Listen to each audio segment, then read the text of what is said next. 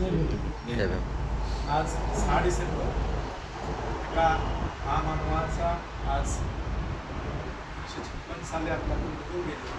त्याला महापरिनिर्वाण दिन असा महापरिनिर्वाण दिन का म्हटलं जातं तर ते आपण वारले गेले असं न म्हणता त्यांचं या जे भूतलावर दुसऱ्या याचं काय म्हणतो आपण रूपांतर झालं. बाबासाहेबांना बोधिसत्व असं म्हटलं जातं.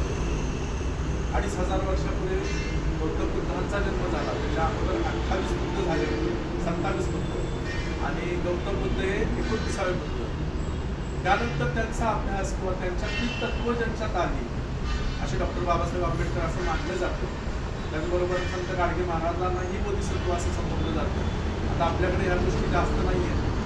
आपण म्हणत नाही की त्यांचा अंश असणारी लोक आहेत असं आपल्याकडे म्हटलं जातं. अरिहंत नावाचा एक प्रकार आहे. जैन धर्मात जर का पाहिलं तर अरिहंत म्हणलं जातं.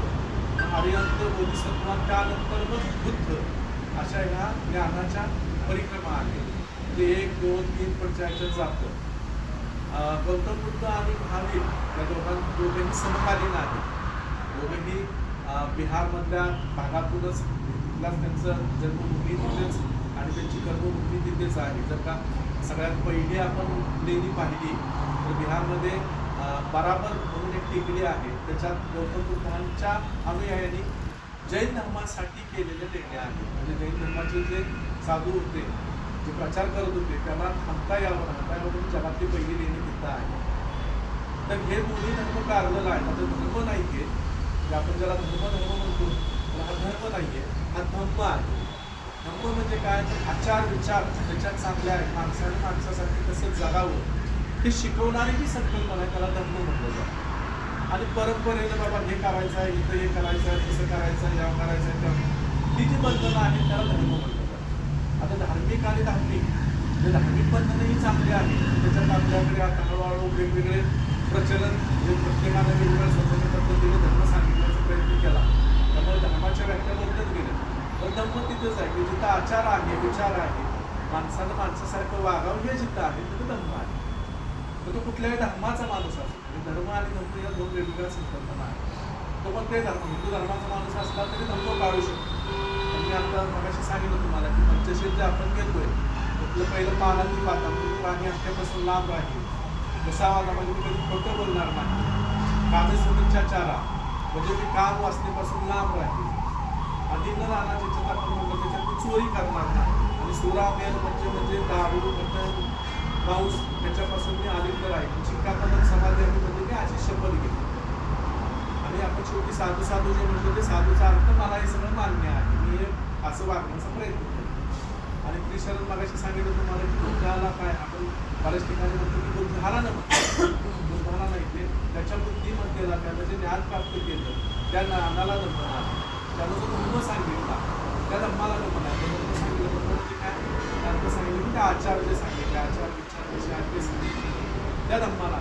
आणि हे सगळं बाबासाहेबांनी अभ्यास करून बुद्ध धर्म भारतात आणला असं म्हणणं चुकीचं आहे. कारण बुद्ध धर्म हा भारतात 2,500-3,000 वर्षापासून आहे. बाबासाहेबांनी त्याला पुनर्जीवन केलं. भारत हा बुद्धमय पहिला होता.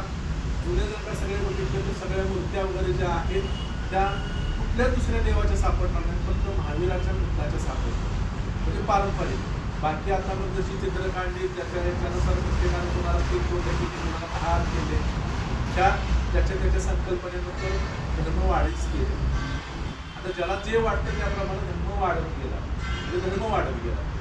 पण बाबासाहेबांनी जो धर्म सांगितला तो धर्म सगळा आपल्या संविधानाच्या माध्यमातून तुम्हाला सांगितला.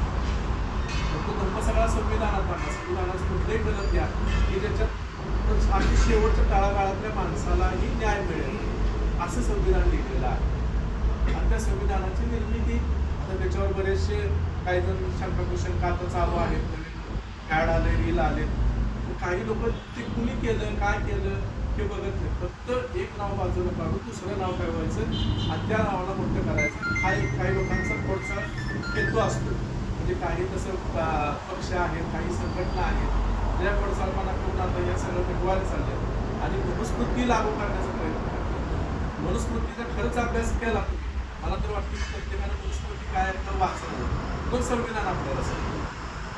कारण मनुस्मृतीमध्ये तुम्हाला ब्राह्मणा व्यतिरिक्त ब्राह्मण असेल तर त्यांनाही ते लक्षात घ्या की ब्राह्मणा व्यतिरिक्त कुणालाच मान नाही मनुस्मृती.